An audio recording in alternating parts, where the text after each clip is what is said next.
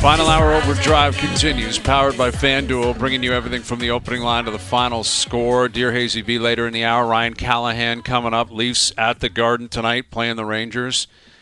We got our best bets later in the hour. I want to play the LeBron audio here in a moment. And the Lakers are looking good. LeBron looks good. You know, Hookah Doncic is playing well. They're winning ball games. And the memes of him hitting the hookah on the sidelines are so good. It's great, man. It's why AI was created for stuff like this. This is his thing? He's into the hookah? Like, is this confirmed? Those are the reports. There was a report out of Dallas that they hated the fact he loved drinking beers and hammering the hookah bars. Yeah. The hookah bars. Yeah, I guess there's these I've never bars seen a more pointless thing than the old hookah bar. Like, me neither, man. It doesn't do anything. Me neither. I don't get the hookah. It doesn't even look cool. I don't know. No, it's a weird. The whole apparatus is a weird. It's a weird vibe, man. It's a lot of hoopla for nothing. I don't understand the payoff. But maybe it's just not for me to understand. I agree with you, but I guess Luka, there's something to it, man. It's a lifestyle, and he's into it. So anyway, let's play it because LeBron. You know, there's been this face of the league stuff recently in the NBA. Who's the face of the league, and who's it going to be? And it's been LeBron for like 20 years. And this is what LeBron James had to say about it last night. With Ant considered, one of the possible future faces of the league, was being the face of the league something that you actively wanted, or was it something that everyone else decided for you? And what has that responsibility meant to you? No, Ant already said he don't want it. I know. Yeah, Ant said he ain't trying to deal with that. And, I mean, Channing Frye said it the other day, too. Like, I mean, it's unfortunate, but, like, I don't know. Why do you want to be the face of a league when all the people that, that cover our game and talk about our game on a day-to-day basis on everybody? I mean, that responsibility, it's just weird. It's weird energy from the people that, I don't know. But Channing, he said it. He said it perfectly. He couldn't have said it no better. But Ant said he don't want it. Obviously, I didn't ask for it. I feel Ant. I understand. I completely understand. This is weird energy when it comes to that. So, what is he talking about? People dumping all over him. Like who? The only thing that he gets where he gets strays is when the GOAT combo comes up and old schoolers come into play and they're like, there's Michael Jordan, and they don't even have him second. They have Kobe. Like they're like, this guy wasn't even as good as Kobe. That's the only strays he picks up. Dude, so what is he talking about? I think he gets strays also with the social media stuff. The Twitter, being a hero, Instagram, that's where he picks up strays. I know, if he just played ball? He's acting like that he's had the most difficult time dealing with hate. Oh, no. They've crowned him the king from such a young age. He's been the king his entire career. And he was brings a part on of crowning stuff himself. Yeah. Well, that's it, exactly. Yeah. I think the NBA, the chatter on the NBA is it's at a low point right now. I do think because of the All-Star game where he factored into that, right, shows up injured an hour before the game and tells him he's not playing. Then plays the first game as soon as it's over. Back-to-back coming out of the All-Star game, like 40 minutes a night. So he took heat for that. He's taken heat for not being in the dunk competition, right, the only superstar that never did it. And listen, is taking his talents to South Beach. There's been a lot of different things that he's taken heat for. But right now the NBA is at a low point and people are jabbing at it. People are taking runs at the NBA. But I do think it is very disingenuous of LeBron now to say, now that he's out of the conversation because of his age, to pretend as if being the face of the league wasn't incredibly beneficial. The guy's a billionaire because he's the face of the league. And it gave him an opportunity. Instead of the woe is me, everyone's dumping on us, everything stinks, everyone hates us, I would have loved for him to take the opportunity to say, I'll tell you why it's great, because it's a great sport, it's a great league, I'm set up for life. Listen, me being the face of the league, my son got to play in the NBA this year because I was the face of the league. What a huge benefit of being the face of the league. And he's crowned himself the king, like I saw Windhorse talk about it today. He wears number 23. Like, that's Michael Jordan's number. And he's like, I'm wearing it when I get to the NBA. He wanted to be the face. He was desperately seeking out. And guess what? He deserved it. He earned it because of who he is and how great he was. And I'm how pretty much sure he played. loved every second of being LeBron Of course. James and the attention and all of it. It's just he makes some weird comments, man. Well, now it's not his thing anymore. So again, I don't love the fact that instead of him talking it up and say it's great, you should try it, you should seek it out. Now he's like, I'm done with it. So yeah, I wouldn't want it either. It's like, really, LeBron? Like, you had it for 15 years, and now that it's not yours anymore, you're like, it sucks. I find that very difficult to believe. If LeBron didn't want to be in the spotlight, there's many things he could have done along the way to take himself out of the spotlight. He was in the spotlight because of his brilliance as a player, don't get me wrong, but there's so many times where LeBron had to make it about LeBron. And, like, you go down the list, it's just the language that he would use. It's always about LeBron. You know, like, the different, I don't know, like, he found a way to make it about himself when he didn't have to be. So as much as he can say whatever he wants, he relished being the face of the NBA. Absolutely. And it was hugely beneficial. Financially, marketing, everything, man. Being the face of a league, you get a lot out of it. It's tough. It's not always easy, but it means something. And, he tried to downplay that last night. Dear Hayesy-B later in the hour. Leafs Rangers tonight. Here's the former captain of the Rangers from ESPN. Here's Ryan Callahan back on OverDrive. How you doing, Ryan?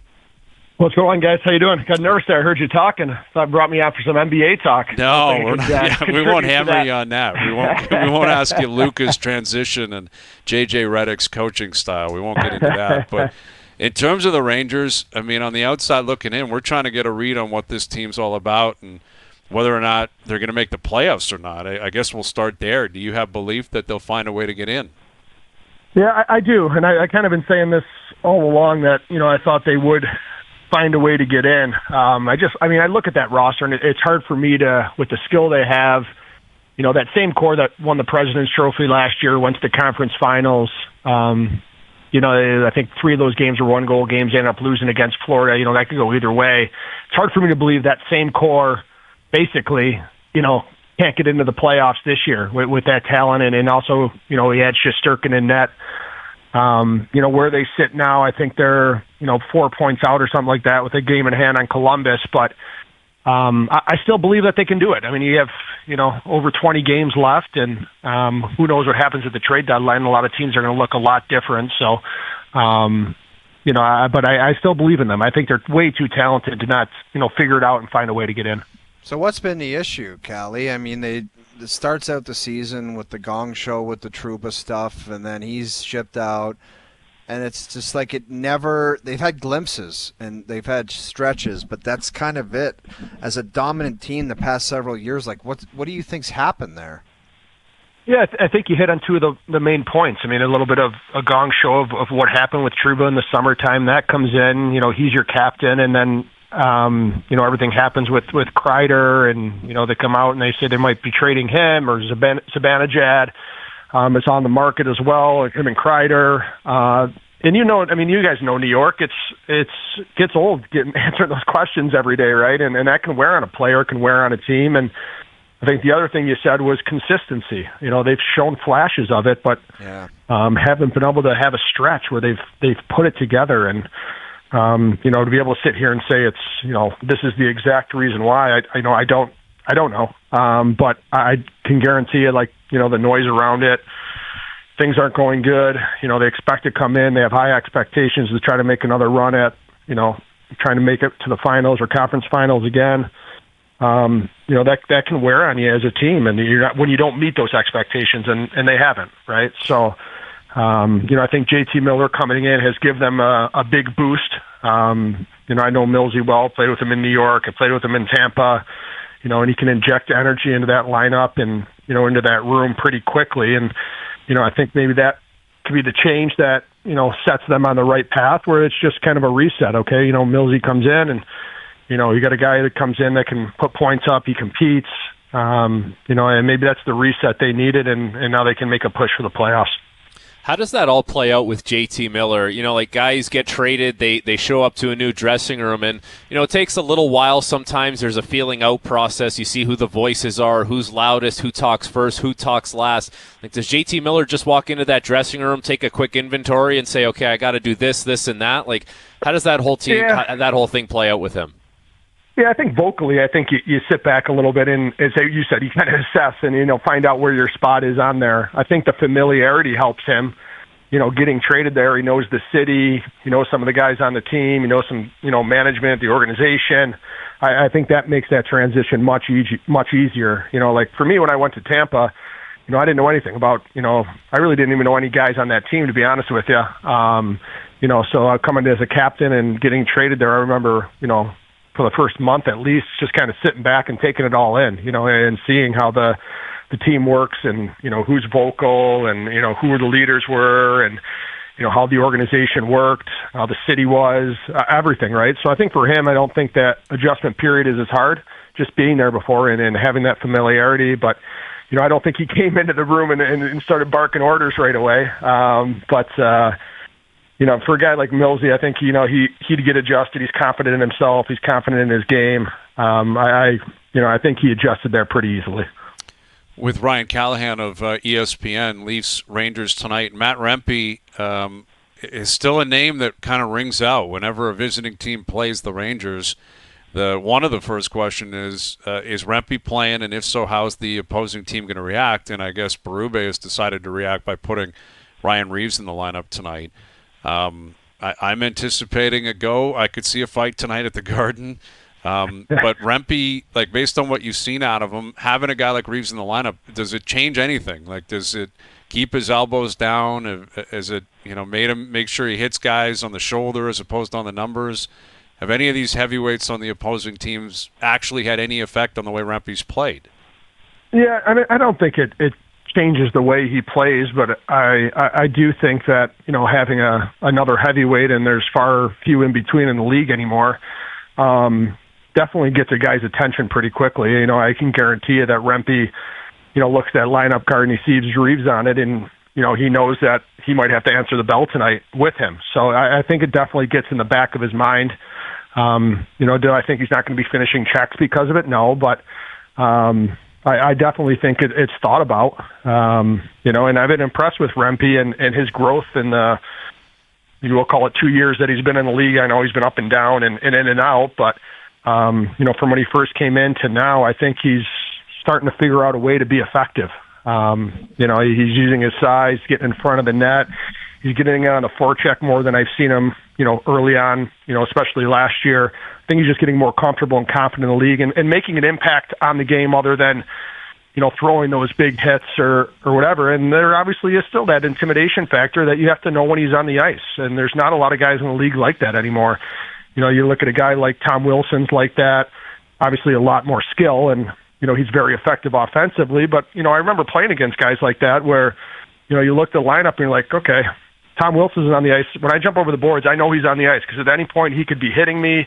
I got to keep my head up, and that's always in the back of your mind. And I think Rempe's bringing that element to the Rangers where, he's in the lineup. So, you do got to look over your shoulder every once in a while because he's going to finish his checks. And, when you play on that line as well, I hate to see those hits and those, you don't want anybody to get hit dirty, but I'll tell you what, then guys are a little bit nervous. You're like, is he going to hit me clean? Do you take that extra second, or do you get the puck away quicker because he's on the ice and you know he's going to come at you, and his size and his elbows are up and everything else. So you'd hate to see those plays, but I think it definitely, when you're out there and you're throwing the body like he does, or other guys do, the other team thinks about it.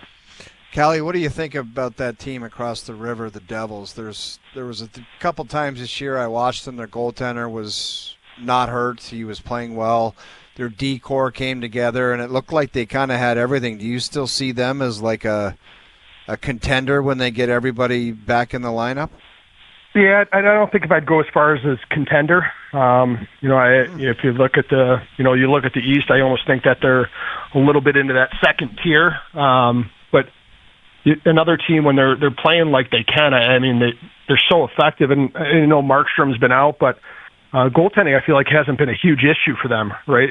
Through this stretch, they definitely have to be better defensively. I think is a big part of that, and it's kind of a team where you kind of scratch your head because you know what they can be. You've seen it, and again, it's that word consistency. Can they find that? But as I look at New Jersey now, I don't look at them as a contender for the Cup this year, but it's a team that, can win a round or two. Absolutely. And, I think health is a big thing too, obviously for them and some of the guys they've missed throughout the year.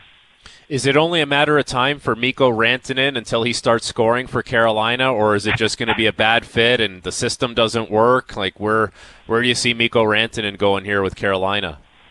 Yeah, I think you look at Rantanen and how good he is as a player and how effective he is. I mean, I think it's a matter of time, right? And some guys, they get traded and they adjust right away and they jump into a system and a team and find a spot and start producing. And some guys, it takes longer, and I think he's just one of those guys that it's going to take a little bit longer to get adjusted. And, talking about Rantanen in Carolina and, hearing the trade talks or, potentially getting traded, I mean, that's just a complete head scratcher for me for Carolina.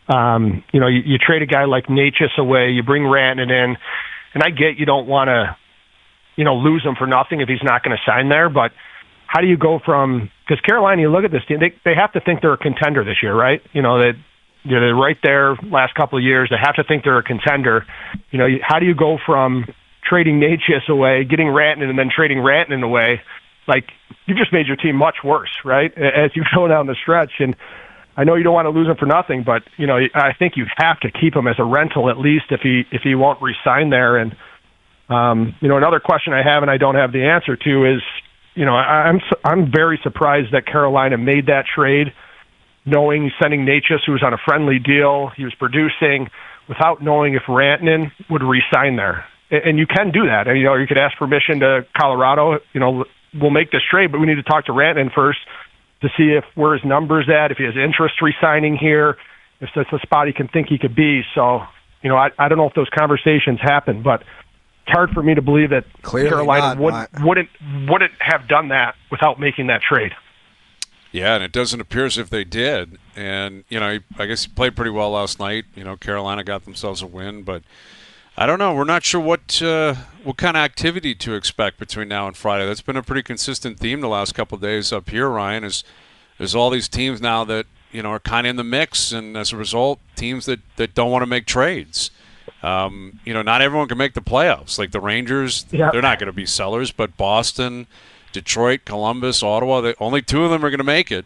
Three of them aren't going to make it. So you got to make up your mind between now and next Friday. Yeah, and I think you have to look at yourself too, and then, as an organization, as a team, is it, or is it worth making, being in the first round and losing out in the first round, or are we trying to build towards the future? Are we still on this rebuild plan? Like, you kind of look at Philly last year. Remember that right at the deadline there, they were close to the playoffs, kind of in that bubble area, and they said, we have a plan here. We're going to rebuild, and they started trading some guys away, and so you have to look at that. But you're right. I mean, it's so tight. I mean, especially in the East of who could be in and who could be out. It's going to be interesting, but I anticipate some moves. I mean, at least I hope there is some. Now that I'm no longer a player, I like those trades. I like watching it and seeing guys go to different spots. But it's definitely bunched up. But I think teams have to take a look at the organization and what are the goals. Is the goal to win a Stanley Cup, or is the goal to make the first round? And some teams are different. There's some teams that want to make the first round and bring in some revenue and get the fans excited about making the playoffs and. So I guess it just depends on the organization and their path forward. Absolutely. Leafs Rangers tonight at MSG. Enjoy that, Ryan. We always appreciate you doing this. Thank you. Absolutely, guys. Have a good night. There he is, Ryan Callahan. And you look at the updated trade bait board, TSN's trade bait board. At number 1 is Brock Nelson, center, 33 years old. He's a UFA after this year. They got Brock Besser at number 2. And Mikko Rantanen at number 3, which I love seeing. Braden Shen at 4, Scott Laughton at 5. So 3 pending UFAs, 3 centermen. There's some impactful players there. And at the same time, unpredictability in terms of what's going to happen, because Lou Lamoriello and Brock Nelson, who knows? Like Lou, you can't get a read on what the hell he's going to do. The Canucks, I think, want to keep Besser. They offered him 5 years, apparently. 5 years, $8 million. But it seems reasonable. Per? $8 million. That's the report. That's $8 a million lot of per money, year, man. five years. And if he scoffed at that, that is completely insane, man. Yeah, I mean, listen, that's the report. Like, I don't know, like, but I think if you're Brock Besser, you got to take that deal all day long, long. kidding. Definitely. $40 million. Definitely. Good player, can score, has had health issues. But he's also not, like, the thing about Brock Besser, he's not in the upper echelon of 40 goal scorers. Like, he's a 30 goal scorer who scored 40 once. You know what I mean? So, like, if he's getting $8 million, I think, like, you got to take that and run, man. I agree. Run, dude. That's if that deal's there and he's not taking it, that might be telling Vancouver you got to move. Like, that might be why they would move off him. But at the same time, they're still in the playoffs. You know, like Vancouver could still salvage a playoff spot this year. But if you move off Besser, you've already moved off Miller. You don't know if Demko, like, it's really, there's a lot of moving parts out there. What are you going to do with Elias Pettersson? I know Vancouver's got no day. chance without a number one centerman, which they don't have because he's not playing anywhere near his capability. They got no chance this year. No. Basically, they're just trying to grab the two. They're trying to grab the 2 home playoff games. That's what it is. Yeah. What are the chances that this Elias Pettersson goes through the summer, whatever happens this year happens, and he all of a sudden wakes up this summer and shows back up at camp and he's the old elite? Like, what do you handicap the chances of that at? Ooh, Mini Jerry. 54%, That just is in the rich, majority. man. Under what basis are you making that percentage on? If he's hurt and that's what's causing all of this, Don't and you think gets he the would have whole come out with summer, that by now and said, I don't know. I guess. But that's the only thing I can think of. If he's hurt and he has a long summer and he gets to rehab and gets in the gym and does everything they need him to do, I just still think he's a supremely talented player. I don't think he obviously, just lost that. Yeah. But we were talking about him yesterday, Frank. Like, it's gone. Gone. Yeah, Would right you say now Hayes, he he's had no a ghost. shots on net last night. 0 shots on net. Like, he's just a shell of his former self. But it's been a calendar year. Yes. But what's scary is, you know, again, it's carried over 2 different years. You know what I mean? Like, that's scarier for me than just one awful year where everything goes bad. When last year in the playoffs, it was so loud around that guy. So loud how he was just doing nothing for them, and they were still winning. And the Canucks handed him all that money, and he seemed to get so pissy as soon as that happened. Ever since he signed. Yeah, That's like, been the issue. sorry for giving you all that money, pal. Like, are you really that upset about it? Right. It's just a weird vibe all the way around him, and he's created a lot of it himself. I mean, listen, if I would bet on the guy, he's going to be better than this. You know, like, this is wild. Like, the run he's on right now is wild. What's going on with him? He's going to bounce out of it. The question is, Frankie, does he bounce out and become a 30-goal, 75-point guy? Because that's not what he's paid to do. Like, no. he's No, paid. you're right. We've been having the Hart conversations. You get paid that money at that position to fight to be nominated for a Hart at least once over the run of your career, right? And I totally thought he was going to do that. I would have thought the same. You know, 5 years ago, like when he showed up as a rookie, I would have thought this guy can definitely be nominated and maybe snatch one.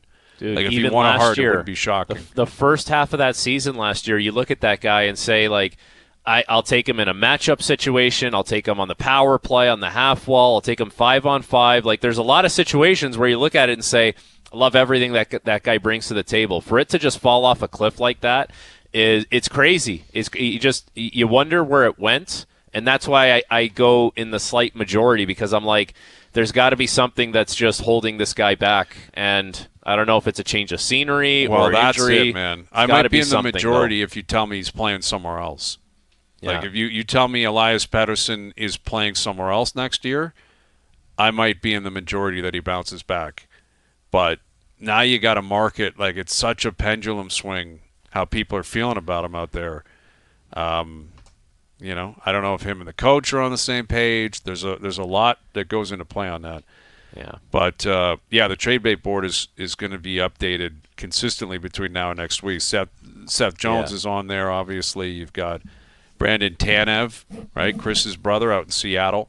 Did you guys hear what we're doing for the trade bait board this year? You heard about this? What's the plan? No. What do we got? We got a touch screen this year, just like John King on CNN on election night. Wow. Touch the screen, 1 to 5, 6 to 10, scouting reports, bio boards, Can you video zoom in? playing. Can John King We zoom can't. in? That's the only thing. I'm not sure about the zoom in because I would love to Who's operating this thing? You? I'm operating this thing. Wow. I'm John King this year with the touchscreen. Going to tell you who won in Broward County in 2016, 2020, 2024, and who can help your team win a Stanley Cup. I love it. I love that. I love it. Who's playing Wolf Blitzer and just blitzing you with questions? Like, I who's don't know. going to be right in your face like Wolf Blitzer and Could be Lindsay. bothering maybe. you? Maybe Okay, Lindsay. wouldn't bother you. She wouldn't bother me. She wouldn't be like Wolf. But okay, Maybe I like Craig. it. Maybe we'll John get King. Craig up there. Craigie will run a John King special.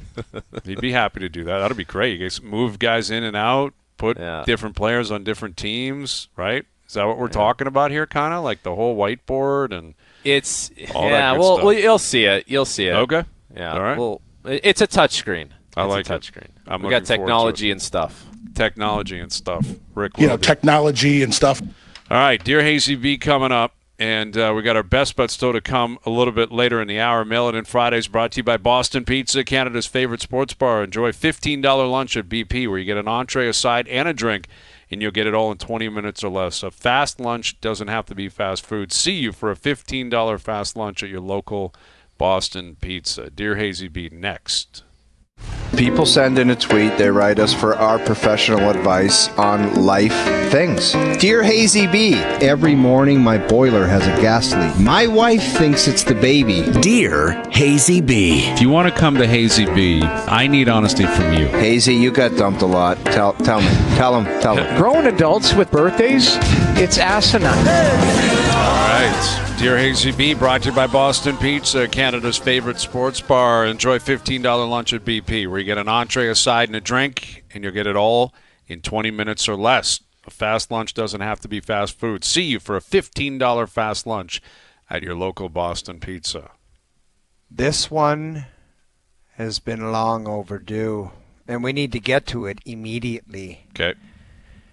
Dear Hazy-B, my sister was showing me the dating app that she's on. When I looked, one of the profiles that it showed was for a guy named Josh, a.k.a. Doogie.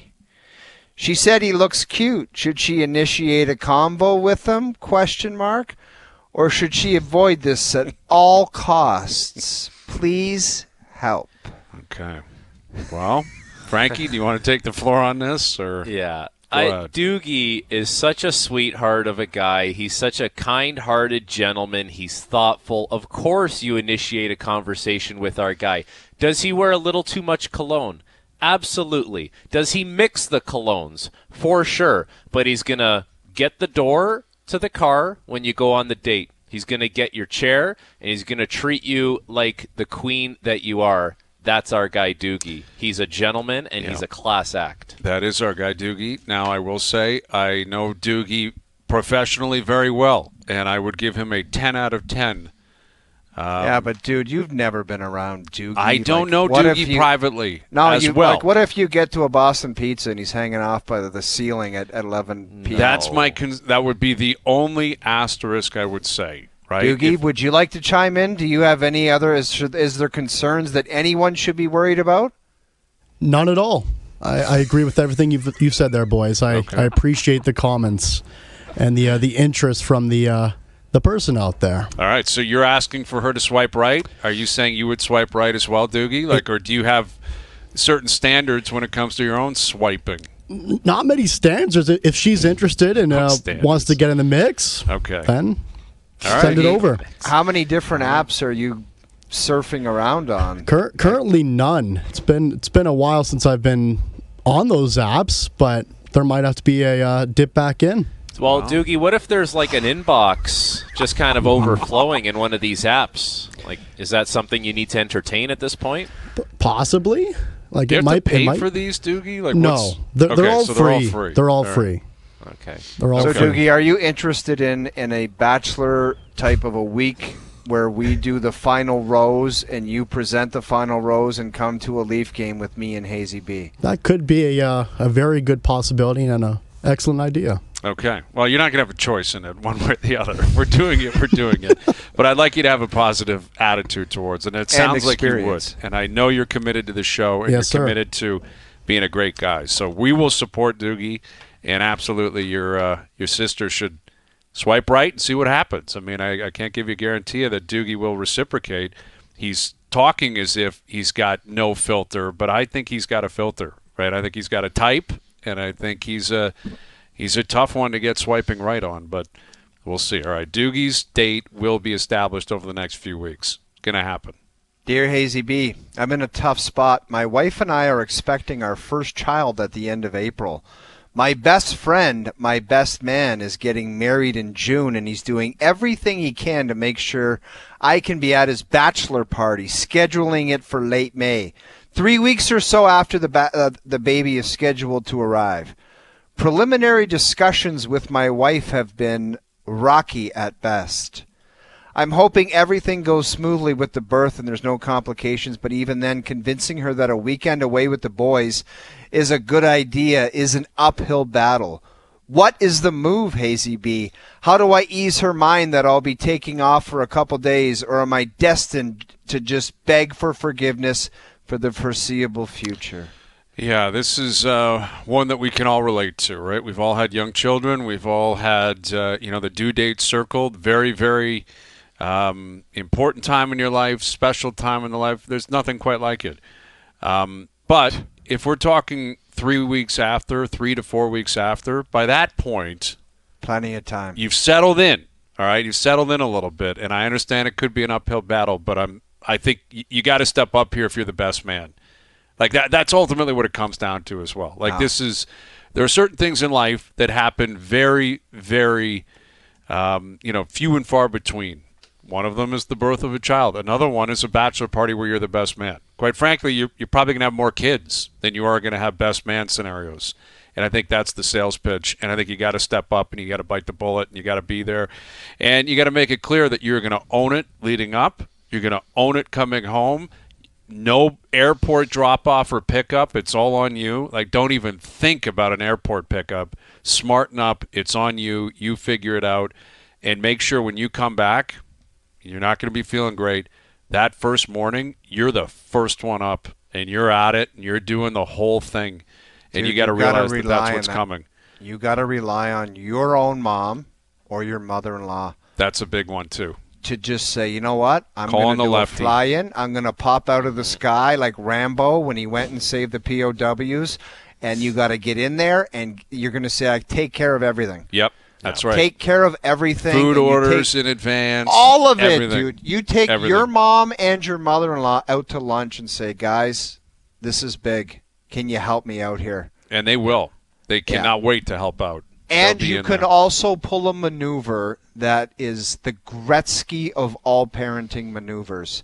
You get up with one of your friends that has a nanny and says, do you mind if I bum the nanny for I don't think it's a swingers type atmosphere where you're not borrowing nannies. I don't know if that's possible. You just say, look, you can do that. Tim and Sarah are going on vacation. Yeah. They're going on vacation. Their nanny is free for a week. I've already arranged that she comes over. Brilliant move. I never would have thought of that. That's why it's the Gretzky That's play. That's why you got the PhD. Yeah, that is the Gretzky of moves. That's so I think you're all set. Life's about moments, man. Like if you go away on be just there go for the birth. Got to be there. It's the most important thing in your life. It is, but after that, going away with your buddies is that's very important too. Stuff. One thing to keep in mind with this guy, this is his first child. So at the end of the day, she can still play a man-on-man, and if you bring in the reinforcements, you're playing a zone where you're outnumbering the opposition. This guy's in very good shape. He's in very good shape for this bachelor party. Even tougher with the second when you got a toddler running around and it's crazy. And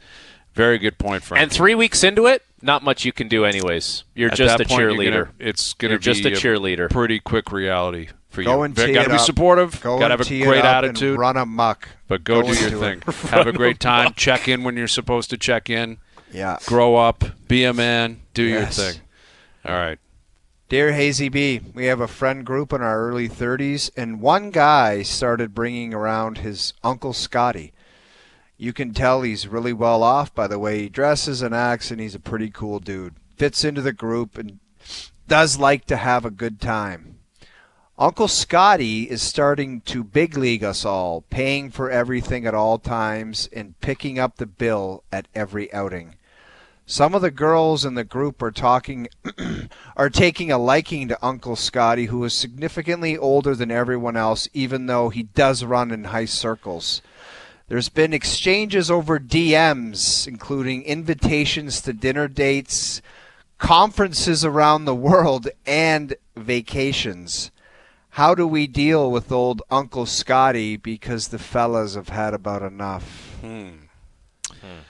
Well, it sounds like the classic old story when Uncle Scotty was great to have around when he was paying for your stuff, and now Uncle Scotty's got his eye on something else, and you're realizing Uncle Scotty had other plans, right? So do you think it's greasy to want to punt and put Uncle Scotty in a headlock and stuff him in a garbage can? I don't think so. I don't think so, because Uncle Scotty, he's coming in, and I'm sure he's showing everyone the love. I got these drinks, I got those drinks.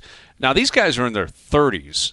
That, to me, is a little bit suspicious, right? Like, I get it if you're in your early 20s and you don't have any money. Some group of friends, they don't all get married at 27 or like some I people understand get married that, at 35. But at some point, someone else could probably pick up the bill, is what I'm saying. How about that? Allow Scotty to come around. You know the big league guy where it's like, don't worry about it. Touch it. Yeah, well, that one's tough then. I mean, I guess the answer is very simple. If you're uncomfortable with that, or if he's starting to sniff around different areas of the friend group that you're not really loving, you got to kick him to the curb. Very simple.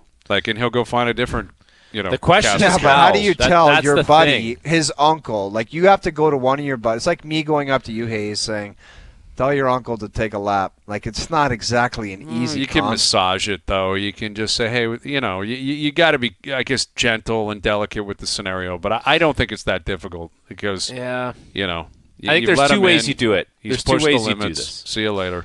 You can either be upfront and honest, which is usually the best way of doing things, or you just have some, passive-aggressive remarks and just kind of needle your buddy to the point where he's like, I got to get rid of Uncle Scotty because I'm taking so much shrapnel here from these guys and I can't take it anymore. It's like one or the other for me. Exactly. You can lean into him and be like, oh, there's old Uncle Scotty. Uncle Scotty's back again. Start calling him Uncle Scotty. That'll drive your buddy nuts too, right? Yeah. And, just lean into him and get the message across. At some point, he's just going to realize this has got to come to an end. It's simple. Like, he brought him in. Everything was all good. Now it's not. He's got to go. Uncle Scotty's got needs too, though. I think it's just you step up your game. Why don't you start? Well, you could do that also. Float some invites. But it doesn't sound like these guys can ride with the big dog, man. I think they're embarrassed because they realize they got no game, and some of them are eyeing some of the friends in the friend group as more than just friends, and it's all being just snuffed out in front of them, and they're pissed. Yeah, possibly. All right. Dear Hayesy-B, driving to Florida March 13th, will be driving right past TPC Sawgrass Friday morning. How do I convince the wife to pull off the highway and watch Tiger, assuming he's playing, even for a couple of hours? 2-year-old daughter with us, too. Doable? Ooh, I don't know, man, because you've been there. That's like Jacksonville area. That is not a place that you're really dying to go see. That's kind of he's only going into vibes. One place, and that's Sawgrass.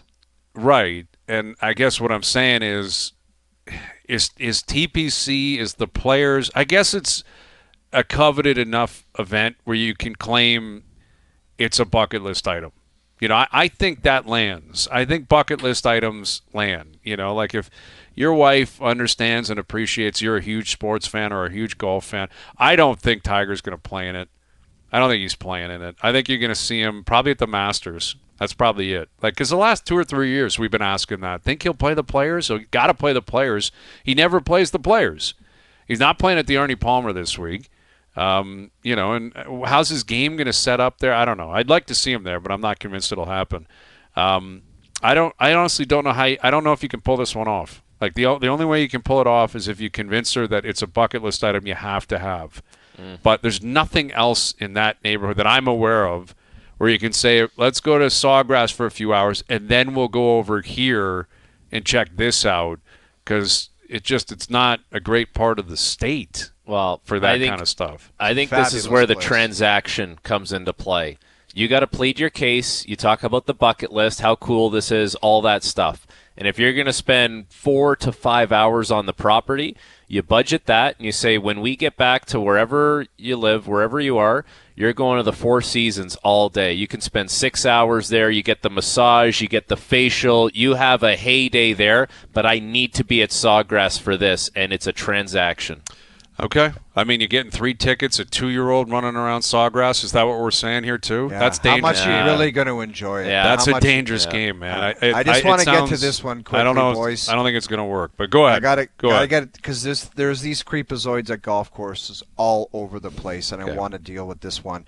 Dear Hayesy-B, I got paired with Kent at my home course last summer, and after the round we exchanged phone numbers. He always asks to play, and I only say yes if my regular golf buddies don't fill the foursome, which makes for awkward encounters on the range, as Kent always seems to be right there before we tee off. I'm getting married this summer, and we made this guest list. I didn't even think of this guy. This week, I got invited to his wedding and bachelor party, who I'll know no one at. Cool. Do I bring up adding this guy my fiance has never heard of, or just leave the guest list as is? Oh, this is such an awkward scenario for Ew. everyone, man. Dude, I think you gotta. This is harsh. This is really harsh. I think you gotta meet him at the club for lunch and say we're not buddies. Wow. Dude, I know You know how that's hard tough. that is. Nuclear. Do you know how Dude, hard that nuclear. is, man? I don't. If you have the stomach for that, I appreciate that greatly. That you I have know. the courage I think to you do have it. to say we're not buddies. I only let you play golf because you're asking. I don't think we're on a friendship level of doing weddings and stuff. I don't want to go to yours and you're not coming to mine. We gotta leave it at that. I think you and can just get out of. I Let's think you get break out of the bread. wedding, right? You just say, it doesn't work for us that weekend. So you can be much more delicate than having to, Dude, go you're right. at a golf club. There's people like that. They're all over the place, man. Yeah, They're there's creepazoids. T-sheet lurkers. There's T-sheet lurkers, and they'll dive into an open spot, and it can get awkward when Yeah. you're like, oh man, we were just about to put someone else in That's there. a but I hat right guess- there, a T-sheet lurker. T-sheet Because they are lurker. crazy people, man. Yeah, I got one listen, of my buddies, Mike. He'll literally, if he sees the lurker, he'll hit the tee shot and get in the cart and screw with the governor so it speeds away. He's not doing it. I know. It's awkward, man. It is awkward when you get someone that jumps in and you're like, what are we doing here? I get it. I It's know. a course. But you and just we're have all the like- familiarity with your buddies. You That's don't all it want. is. Yeah, you That's don't all want it the is. outside convo. Right. It's a weird. I just can't do it. It makes me so awkward. I'm in the same boat. I agree with you. I think you just have to decline the invite. Don't have to give a reason. Just say, sorry, we already got things planned. And then you just kind of slowly push away on a T-shirt. You can mix in a round or two a year. That's fine. You mix in a round or two. You be nice. You be cordial. But that's where it's got to end. It can't be bachelor parties and weddings. And Yeah. Oh, you definitely the are not T-sheet doing. lurker, Just you cancel can't everything. Just have say I'm not doing it, man. Sorry. Like I'm yeah, busy. I know. It's a weird kind of dynamic when you're at a It place is. like that. Yeah. You see And people, by the everyone's way, in good spirits. And, If this guy's a creepazoid like I think he is, you better not be teeing it that week because he'll have spotters out there looking for Oh, it. well, yeah. that's going to happen. Yeah, on the Saturday afternoon, this guy will be Yeah. waiting at the end of the aisle, checking his phone, saying, "Oh, that bastard's at the course right now. I knew he was He'll lying be to checking me." the course's Instagram, saying, "Oh, who's Yeah. teeing it this morning?" Oh, T-sheet yeah. lurkers, man. They'll be looking. Oh, look at this guy. Oh, he's got a What a 220. group.